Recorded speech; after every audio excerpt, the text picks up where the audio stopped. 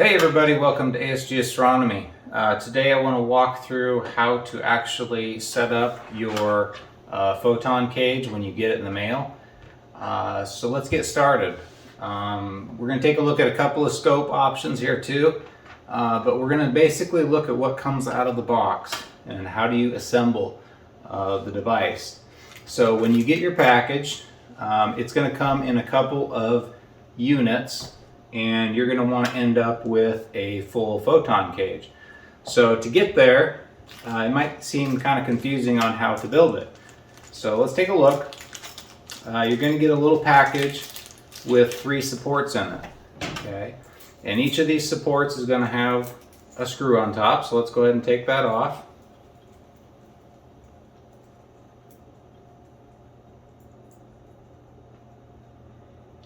And when you get your device, you're going to have a tilt system and you're going to have a back focus system. And so what we want to do is we're going to take these 3 supports and we're just going to screw them onto the tilt system. It's already got tilt written on it, and you'll see the other one has back focus written on it, so you know which is which. This one obviously is going to go on the bottom of your camera and mount to your filter wheel or your scope. And more importantly, you'll notice we have 3 studs already installed on your device. Okay, so all you need to do is take your black supports and screw those on there.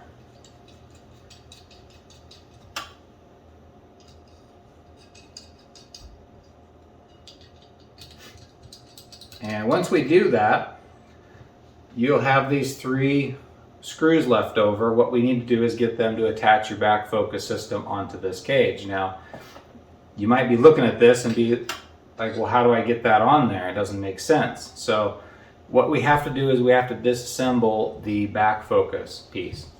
So hopefully you've got a good set of Allen wrenches. I like these. They come from just an RC car place, but I like the screwdrivers instead of the T-handles. The T-handles, I feel like they get kind of caught up in the cords when you have other scopes, or maybe you're connected here and you're trying to adjust tilt. I kind of like the screwdriver handles a little bit better. You can get them in flat tip like that, hex drivers, or you can get hex drivers with the ball end. I kind of like the ball end ones a little better because you can kind of be off angle. So make sure you got a good set of Allens, but any Allen will work. So the first thing is we need to take apart your back focus when you get this assembled, So what we're going to do is take our Allen driver and we're going to undo all the locks. And you'll notice all of these have engraved locks and back focus arrows. So the locks is what holds it in place. You'll notice all of our tilt have blocks on them too. So you got locks, and then you know which one to tilt with. Okay.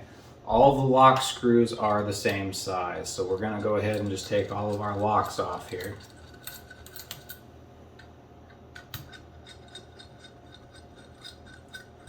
And what this is going to do is this is going to actually expose some extra holes that we need to get our back focus system mounted. So I'll take those 3 off and set them aside. This is our clamp ring. We're not going to use that one right now, so set it aside. This is going to be a solid piece. Okay, there's no clamp ring in this one. And you'll notice that there is a recess in 3 of these holes. Okay, that recess is not for the studs, it's for the Allen head. So the Allen head goes in these. Take those 3 extra Allen heads, drop them in there. Okay, and now you got just the studs exposed. Now, you'll notice when you look at the machining on this, you have one big end on here. This will only fit one way. Well, no, it won't. It'll actually fit other ways. But that always lines up with the clamp ring. So you'll notice you have that little slit in your tilt plate. That's where this big section goes on your back focus mount. So it'll go on just like that. Okay, and then we'll go ahead and screw those in.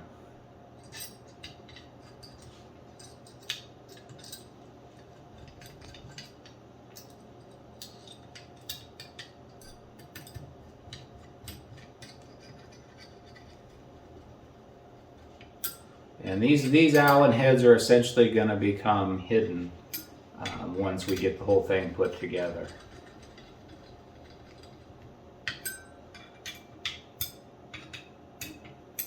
Okay, you don't have to over tighten anything. Everything should be just nice and snug. Okay, and you're going to feel how solid that is. You're going to think, well, that can lean left and right. That thing is really solid once you get those mounted on there. Okay, and really all we need it for is pulling up and back for our back focus. So it definitely does the job. Okay, so you'll notice those Allens are now recessed in there. They're nice and flush. We can now take our back focus ring, and again, the clamp ring is going to line up with the clamp ring on your tilt device. Okay, and so you'll set it on top there. And we just put those 3 back in there. And that's all it really takes to mount up your photon cage. Okay, and I like to zero the whole thing out, so that just means bottoming out all of these locks. Okay, and if you need to, back out all of the actual adjusters. Okay, you don't want to be pushing that up against the adjuster. You want it to be completely bottomed out. So sometime you might have to go through and actually just loosen all of the little adjusters, and that way you know they're free, and then you can tighten down all your locks so you know you're nice and flush all the way around here. There shouldn't be any gap on your back focus. You will see a little bit of a gap down here because you got the bushings for our fine adjusters, but you should do the same thing. You should back out all of your tilters. Okay, make them all loose, and then you can take in and tighten up your locks on there, and then you know the whole thing is down flush and flat. Okay, so that's how you build them. It's the exact same process whether you use our little camera kit. This goes on like the 533s, 294s, 1600s, or you can use the big cage, which goes on the bigger cameras. The 90 mils, the QHY 600s, the 6200s, the 2600s, all of the big camera kits from ASI or QHY. So exact same process, that's how you assemble it. Okay, now you might be saying, how do we get it on there, or how do I get my camera in there? Okay. The next step I would do once you have your cage is I would take a look at how to get your camera in there. Okay, so let's take a look at that process. Okay, I've got a little cage here. I've got a little 1600. Okay, and you take this and you're going to put it in here, and you're going to notice that this little black button, it's the little desiccant port, that actually has a machined surface, and it's going to line up directly with your clamp slit. Okay, and what that's going to do is that's going to make, if you're looking at it this way, that makes the top of your image when it comes into the computer, and this is going to be your top left, top right, bottom left, bottom right. Now, experiment with that. I think it's important when you first set up your whole system and start taking your first pictures, defocus, put your hand in front of your scope like this, and figure out which corner is which, so you can actually verify that you know this is top left. Okay, I've seen some people say, well, it's flipped for me. Okay, that's fine. But try to get that black little desiccant port lined up with this clamp ring. Now, when you try to shove it in there, you're going to be like, man, this thing's a really tight fit. It doesn't fit. Okay, what you need to do in order to get your camera in here, and it is a tight fit, you need to make sure you loosen up your clamp rings completely. Okay, and I recommend you loosen up all of your locks. Okay, that's going to give room for this whole thing to kind of move around, and as you spread this out, it's got to have room to move on your locks. Okay, your locks are what's going to actually hold it in place too, so make sure you loosen those up. Give yourself room to flop around. It also has to slide down into the bottom one, and it also has a little bit of a port there machined for that black little hole. So let's make sure we also loosen up all those bottom 4 lock rings. Okay, give yourself plenty of room to move around and for this thing to wobble. You'll notice it's kind of floppy. Okay, that's perfect. And we can grab these and move them open. Okay, so if I take my camera, I'll just line it up with that little hole there. Okay, and it's going to slide right through that first one. And it's going to drop down into this bottom one. Just make sure you line that little black port up, and you'll notice it just disappears. Okay, and then you know you're flush, you're down to the bottom. Your camera should not be sitting above this if it's an ASI camera, even on the big cage. I believe all the big cages, your camera's going to sit just inside that lip. Now if you have a QHY camera, they're much taller, it'll actually stick out. That's fine, it doesn't hurt it. Okay. We like this design. It gives you two clamps instead of just mounting to the front. If you just screw something to the front of your camera, you can have a little bit of sag there. If you have something just grabbing the bottom, it still opens you up for a little bit of slag and tilt. So we like this design where it actually has two systems clamping. Okay, once you got that, let's go ahead and tighten up the clamp rings first.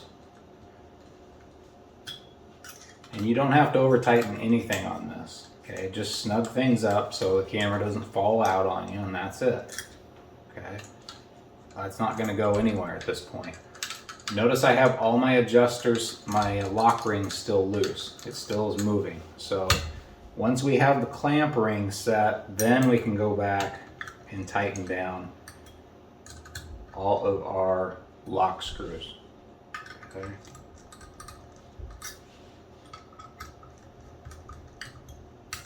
And we'll tighten up the top lock screws as well. Oops. So now we're nice. Everything's solid. Okay, we're completely locked down in this thing.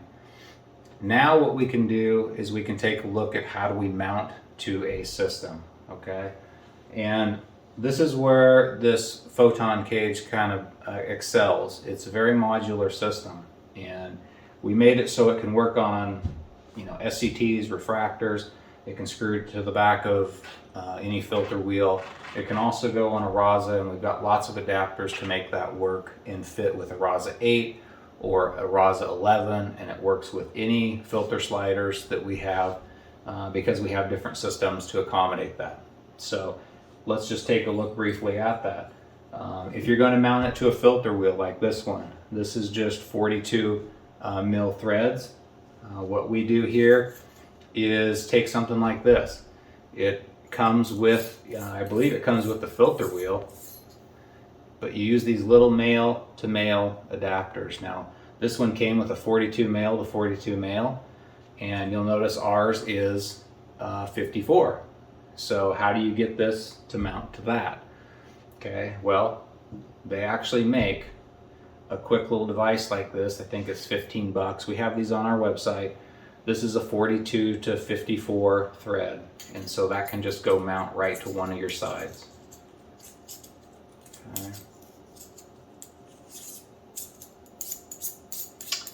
If you've got, like, let's say a Pegasus, Indigo filter wheel, I know those things are male or female M54s. They actually sell one of those little male to males that are M54 to M54. So it's really simple. You just screw that on there and you just screw your cage right to it. Okay. So we got some different options for this. Again, you could take this guy here, screw it right on.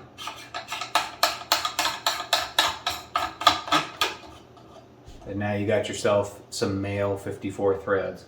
Okay, you can take a cage like this. Okay, let's just take this one. It's got M54s, and it will just screw directly on that.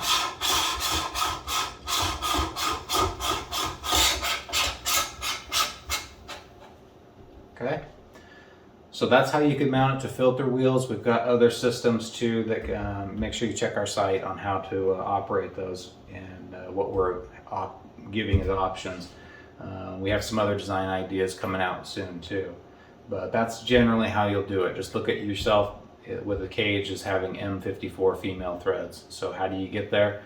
Typically you use one of those little male-to-male adapters. Okay. Now if we take a look at RAZAs, we've got a lot of different options for these. If you're running, let's say, a RAZA 8, you could have either a big camera or you can have a little camera. And I know a lot of people have wanted to have a big camera, like a 2600, with a RAZA 8. Okay, and that's a very popular combination. And you need filter sliders. And so we make one for that. This is our RAZA 8 to big camera kit that also has a filter slider. And this one, for example, will screw directly to this. And you can just take these 5 screws and they'll actually mount directly to this. Okay, and that gives you the ability to have actual filter sliders that come in and out. You can just drop them in there like that. So it's really easy to assemble if you do that. Okay, big camera, RAZA 8. Okay. If you have a little camera, maybe you're running a little camera like this 1600, and you want to have filter sliders. Okay, we make a little filter slider like this. Okay, and this could be a filter slider you could use for anything actually if you wanted to. It's the thinnest we could make. Again, filters just slide in there. But it also mounts to the bottom of our little cage using those 5 filter slider holders. Okay, and it has different base plates, so you can do M42s, M48s, M54s, and this will just screw directly to your little RAZA 8 holder. So we have that as an option. Okay, mount that up, put your little filter slider on there, and then the camera goes directly on it. And your back spacing is actually perfect at that point. It's just under the recommended for RAZA 8. So little camera or big camera, RAZA 8. If you're going to jump up to a RAZA 11, for example, you can actually just use our basic filter slider, the same one you'd use on the RAZA 8. So you could just mount that to the bottom because you have a lot more space and a lot more back focus. You can do that on the big camera kit too. Just use one of these little standard guys and it goes on there on your RAZA 11. So we have an option for that too. Now, a lot of people on the RAZA 11 are going to go to bigger cameras, like a full frame camera. So we actually make this little standard filter slider, but we make it, instead of 42s, we make a 48, and we make a special 54. So you can really open up your RAZA 11 for a full frame camera. And we also make a special 54 mount that you can put on your RAZA 11. And so you can actually have 54 through the entire train instead of the stock ones, which are, they're felt backed, which I don't like because you can have tilt. And they also have 42 and 48. Okay, they don't make anything bigger than that. You can see the difference between an M54 hole and one that's 42. And so when you go full frame on like a RAZA 11, you may want to consider jumping up to that big boy kit where you got the M54s all the way through. We got M54s for the filter slider, M54s here. Everything's going to be M54 that way and really give you more light. So lots of different options. I guess that's what we're trying to say here. The installation of these things is nice because you can just use the 5-bolt pattern. We also are going to be making different base plates for this so you can actually mount them directly to filter wheels, so on and so forth, and that will show up on our site too. So really the cage is the base of the system. Again, back focus and tilt here. When you get it, you got those 3 screws. Make sure you take this back focus piece apart. You'll screw those holes in there, and then, or those bolts in there, they'll be hidden, and then you can mount your back focus on top. And that's all you need to do to assemble this. Okay. And again, I guess the trick is to get the camera in there. Just make sure you loosen all the lock screws. That's pretty easy. I think that's pretty self-evident. But I've had a few, customers have a hard time getting that camera in there, and found out that, oh, it's a lot easier when you undo all of the lock screws as well as the 2 clamp rings. So just another option, just another tip as you get it installed. Okay, once you do figure out how to mount it, again, I recommend you zero the thing out and you start from there. Okay, if you're going to mount it to something like a refractor, you're going to do the measurements and you're going to figure out, oh, I need 105 or I need 55 millimeters. So, you know, start doing the measurements. If you end up being under, you can start pulling your camera back with the back focus and be at a 0 position that way when you start for the night. Hopefully that explains it. We got lots of options. Again, I keep going over that there's just so many bottoms and so many different combinations you can use.